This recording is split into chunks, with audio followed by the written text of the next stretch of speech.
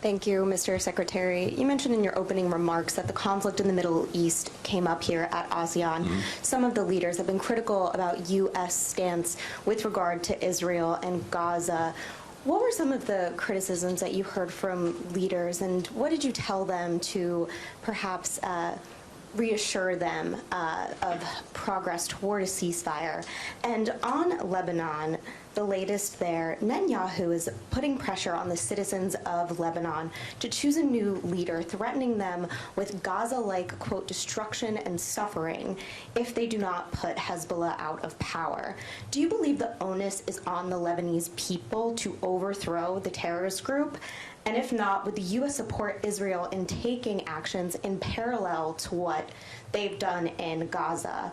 And if I may, on Gaza, the Biden administration has said the U.S. is having, quote, urgent conversations with Israel to ensure humanitarian aid reaches Gaza, specifically northern Gaza. Is the U.S. willing, in compliance with the Leahy law, to put restrictions on U.S. military aid to Israel if the U.S. determines that Israel is in fact blocking the delivery of humanitarian aid? Good. Thank you. So I don't want to speak for other countries, except to say that, yes, and as I mentioned, the overall situation in the Middle East, as well as specific pieces of it, came up in many of the conversations that we had.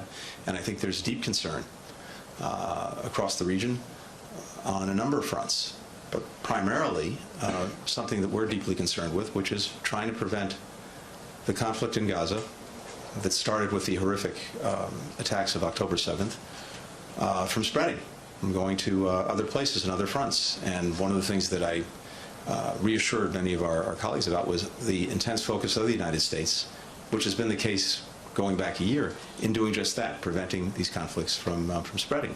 And we're working on that every day, whether it's with regard to Lebanon, whether it's regard to Israel and Iran, the Houthis, various actors. Unfortunately, what we have is, among other things, a so-called axis of resistance led by Iran that looks to create other fronts in different places. We're working very hard through deterrence and through diplomacy to prevent that from happening. There's also obviously deep concern that we share about the plight of children, women, and men in Gaza, who for now a year have been caught in a terrible crossfire of Hamas's instigation. And for us, this has been a constant area of emphasis, trying to make sure that they're getting the assistance that they desperately need. And we're intensely focused on that question now. And I have real concern about the inadequacy of the assistance that's getting to them. This is particularly true in the north, but not exclusively in the north. So we've been very directly engaged with Israel on the imperative of addressing the humanitarian needs of people in Gaza. And when it comes to the law, I'll simply repeat what I've said all along. We will apply the law. I have a continuous obligation to ensure that assistance we're providing is done in accordance with the law, whether it's the Leahy law, whether it's international humanitarian law, whether it's other things that we're responsible for. And I've also made clear, and we've made clear that that's an ongoing responsibility and one that I take very seriously. Finally, with regard to Lebanon, look, one of the main challenges that we've seen in Lebanon is the fact that Hezbollah effectively has taken over many state functions, and in particular in holding on to its arms, which is not supposed to be the case. Remember, Israel was in southern Lebanon for a long time, 18 years, and it got out in 2000. And part of getting Israel out of Lebanon were important understandings that are in UN Security Council resolutions 1701, 1559, that, among other things, would make sure that forces are not up at the border between the country, certainly not irregular forces like Hezbollah, and non-state actors are supposed to be disarmed. Well, that didn't happen. And Hezbollah has posed an ongoing threat to Israel ever since. When the horror of October 7th happened, the next day, Hezbollah joined in, trying to create another front. In the process, the rockets and other munitions that they were launching into northern Israel forced people to flee from their homes. And some 70,000 Israelis have had to leave their homes. Similarly, in southern Lebanon, because Israel responded to these attacks from Hezbollah, you have many people who had to leave their homes. This is well before the last few weeks. This is what happened over the last year. And we all have a strong interest in trying to help create an environment in which people can go back to their homes and live there safely and securely, and kids can go back to school.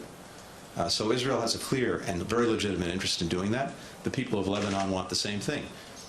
We believe that the best way to get there is through a diplomatic understanding, one that we've been working on for some time and one that we're extremely focused on right now. Now, Israel has a right to defend itself against terror attacks coming from Hezbollah, from Hamas, from anyone else.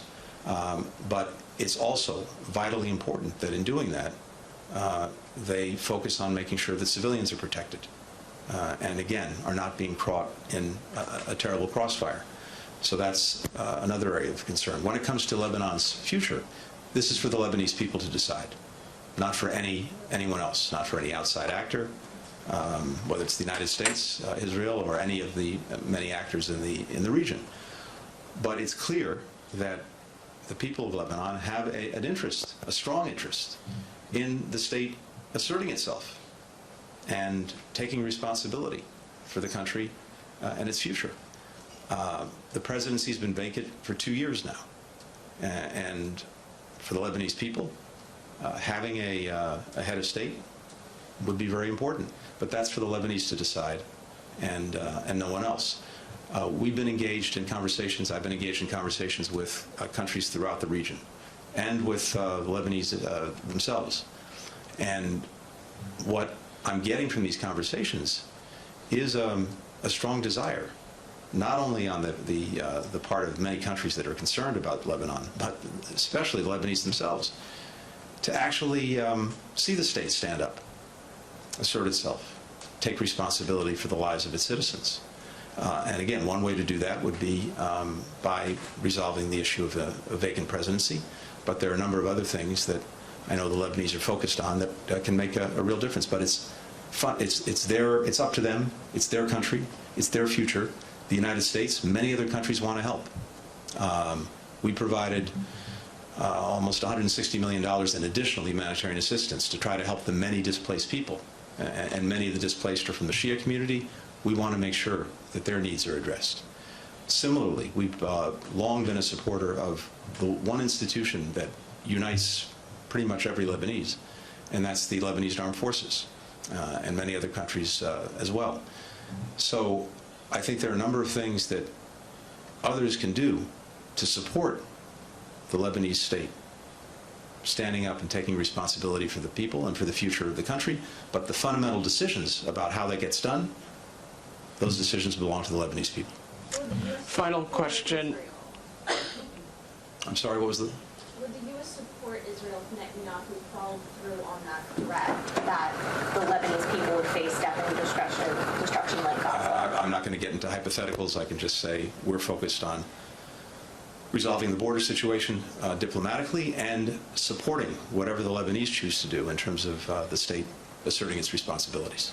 Final question.